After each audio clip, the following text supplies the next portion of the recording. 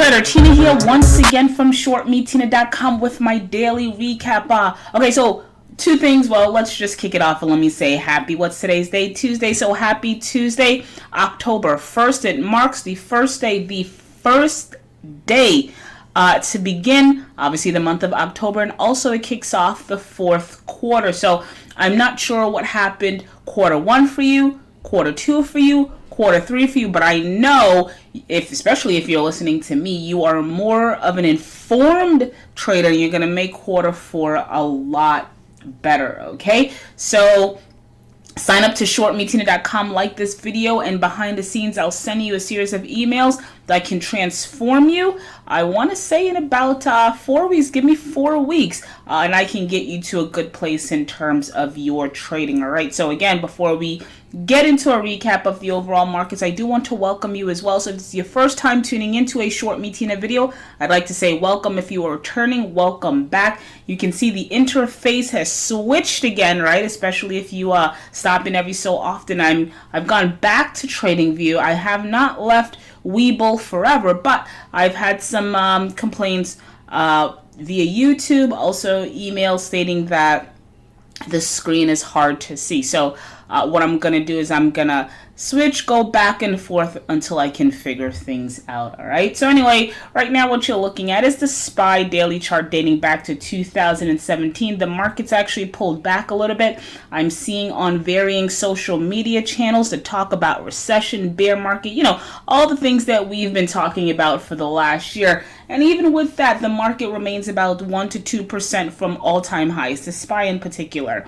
I say all that to say, granted, we've had all these gyrations in the market, but if you look at the closing price, 293.32, what does that mean? It means that we are still within that range that I've been talking about for a very long time. That once resistance, now support range of 293 to 295. Now, it is very, very common that once a stock, in this particular case an ETF, breaks above a resistance level, it's common for it to actually retest that level to see whether or not that breakout was real, right? So if we go back to, actually, let's go all the way back to June of 2019, right? You can see we broke out of that level. And then in July, heading into August, we retested 293 to 295. Did not hold, and we ended up breaking it. In August, we essentially traded within this range where we actually brushed up against that 293, 295 level for about a month. Fast forward to September, we actually broke above once again,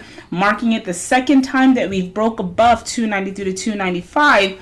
And right now, what we're doing is back testing, right? So again, a quote here of 293.32. The low of the day clocked in at 293. So we definitely closed relatively close to today's low if you consider that the high of today got close to 299. So heading into tomorrow, don't be surprised if the market pulls back a little bit.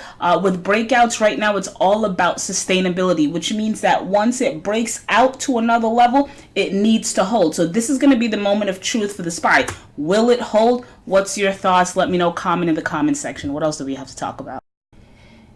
And then we have the IWM daily chart dating back to 2017. We closed at 148.44, essentially ripping through with confirming volume. Look at all this selling right here, ripping through that support level that I spoke about yesterday, right? I think I said it's somewhere around 150, and I said that if we break, I was expecting a bounce, right? But I said if we break, chances are we're going to retest. What was that level that I spoke about? I'm not going to tell you. You tell me, because it's a level that has held, and I just highlighted it. It's a level that has held and served as support for the last 2 years or so. Every time the market gets there, for the most part, it received a bounce. So for me, we've actually been going along that area, and it's been working, right? Why change what has worked?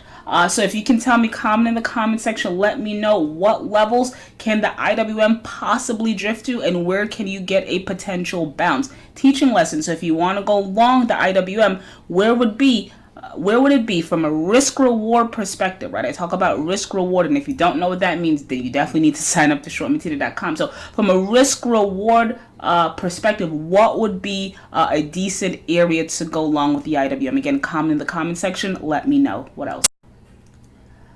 All right, and then we have Charles Schwab, ticker SCHW. They came out today and essentially said that they're going to join the bandwagon of other broker houses, and they're going to start charging $0 in terms of commission.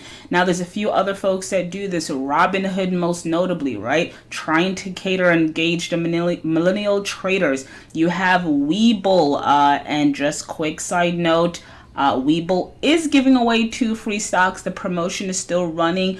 They're also offering you a chance to win up to $40,000 or a Tesla car. Don't miss out. I'm gonna link all the details in my description. And yes, I'm an affiliate. Anyway, so back to Charles Schwab, ticker SCHW.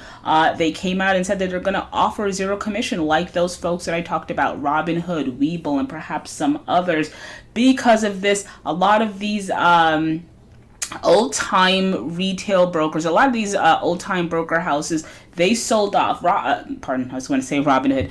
Charles Schwab didn't sell off, in my opinion, that much. Yes, they're off about 10%, but TD Ameritrade, which I actually have an account with, they sold off massively, and I'll talk about their stock in a bit. So let's go through what we see with ticker SCHW here, daily chart dating back to April of 2016, head and shoulder top, in my opinion, right? We can call this the left shoulder. Let's clone that. We can call that the right shoulder, head. Right shoulder neckline. You got the break here, right? We closed at 37.76. We got the break on the neckline. The neckline is this black line right here. Went as low as 36.92 before we got that bounce. Now, there's 2 scenarios. We can back test the neckline of around $38 to $39. If that fails, more than likely we're going to take out today's low of 36.92, and I can see us stopping at around 35. So on huge volume, again, if we don't get that bounce, expect this to drift a little bit lower. What else? All right, and then we have, like I said, TD Ameritrade. So you ask yourself, well, why did they sell off to the tune of around, I think at one point it was either close to or over 30%.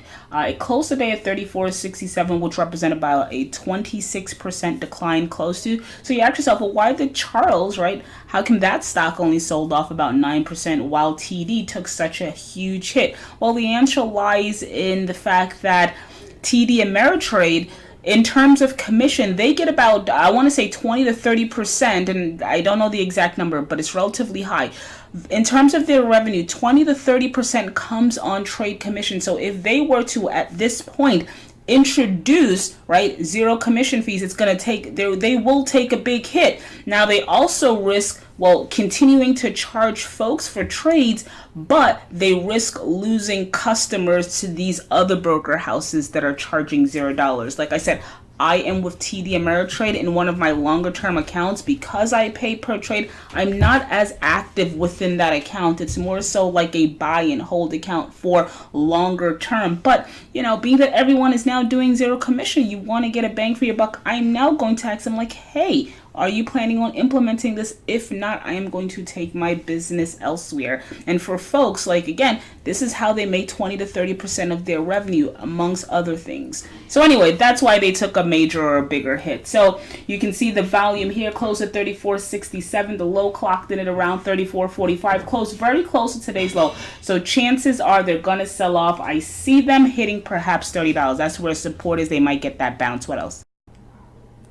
All right, and then we have ticker ETFC daily chart dating back to 2016, off about 16% on the day. You can see this huge gap down, confirming volume. Not quite sure why the bar is green. I'm pretty sure it's supposed to be red. That might be a mistake on TradingView's part. Anyway, huge gap down, closed at 36.51. The low clocked in at 35.15. So we got a little bit of a bounce. The high is 36.82. So we closed relatively close to the high. So heading into tomorrow, you might see the stock actually go up or back test this break base of around, let's say, $40. So a sign that it's heading in that direction, obviously, if we break above 36.82 and don't look back. What else? And then we have Interactive Brokers, sold off to the tune of around 9.48%. Again, it didn't have the sell-off that we saw in TD Ameritrade. It did not have the sell-off that we saw in E-Trade, and that's because they've also implemented, I believe last week they announced that they're also offering $0 commission on a particular, I think they call it light. So they're rolling out a product, right, that they're going to also charge 0 commission on. So perhaps that's why they didn't get the beating that the other two had. Nonetheless, it did sell off to the tune of, again, about 9.48%. You see a close here of 48.68. Let's zoom in. What was the low of today? 48.33. So we closed at today's low. So I highlighted support that 44.45 area. Let's see what the market does when it gets there. Perhaps you'll get a bounce like you did in August, or maybe it'll crater and then it'll head lower, right? So that's what I'm paying attention to. What else? And then we have a CFMS daily chart up about 20% on the day. Again, huge congrats to the bulls. Closed at 222. So you can see that we pulled back a little bit here from the high today of 260 with confirming volume. Got quite close to this gap fill here of 272. Again, close but no cigar. Pulled back to 222 from a high of 260. So we're kind of sort of in the middle of the high and the low of the day, which is 195. Heading into tomorrow, you want to pay attention to how the stock opens up. Above 222, can hold that. Chances are you're going to have a retest of 260. Obviously, if we surpass that, more than likely it'll go to 272. However, if we open up rather below 222, look out. You can see this pull back a little bit more. What else? And then there's CCRC daily chart off about north of 20% on the day. You can see. So if we take the low of today, which is $10.30, we closed at 11.30, and we draw a line going backwards, right, from present to back, you'll see that it bounced off of this shorter term support that started in August of around, we can say, $10.30. So got here, sold off on confirming volume, and then you got the bounce to close at 11.20. So again, similar to the previous ticker, heading into tomorrow, you want to pay attention to how the stock opens. I know I'm sounding redundant, but it's really true. Pay attention to how the stock opens up. If we open up below 1120, more than likely we're going to retest. We're going to retest that 1030 area, and that'll be telling. If it holds, you can say to yourself, well, there's really support at that area, and perhaps I should buy. If it caters, then you can say that today was just sort of like a one-off. What else? Any RV stock sold off to the tune of about 26%, up a little bit in after hours, about 3.33%. I see a quote of 590, so it's slightly above this print here of 571. You can see the gap down here.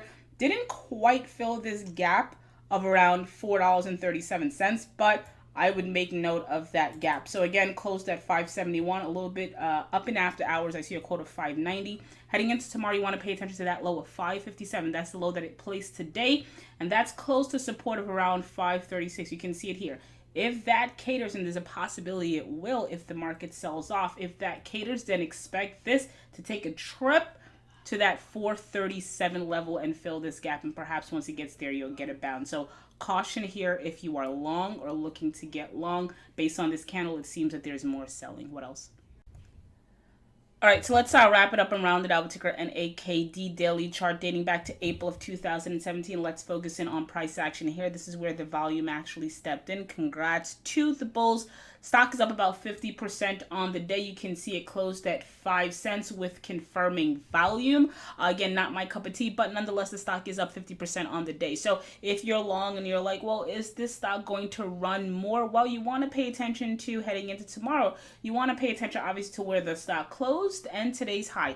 If we can open up above today's close and sustain that move, that's a good sign. If we can take out today's high of about 0.055, that's another good move. And if we can take that out with confirming volume, similar to what you see here, then chances are this runs to this gap fill low of around 7 cents, which represents about a 40% increase from current level. So that's my take on ticker NAKD. Again, not my cup of tea, but clearly the stock can give you some money because it's up about 50% on the day. But again, with these trades, these stocks rather, they accelerate or they go up really quickly. They also crash just as quickly. So be mindful. And that's kind of it. We're going to cap it there. Tina here once again from ShortMeTina.com. If you enjoyed any portion of this video, I'd like for you to do 3 things for me. 1, comment in the comment section. What did you think about my analysis? That's the first thing. 2, if you want to ensure you never miss a video, make sure that you, 1, hit the like button on this, and Ensure that you are subscribed to our YouTube channel at ShortMeTina. And lastly,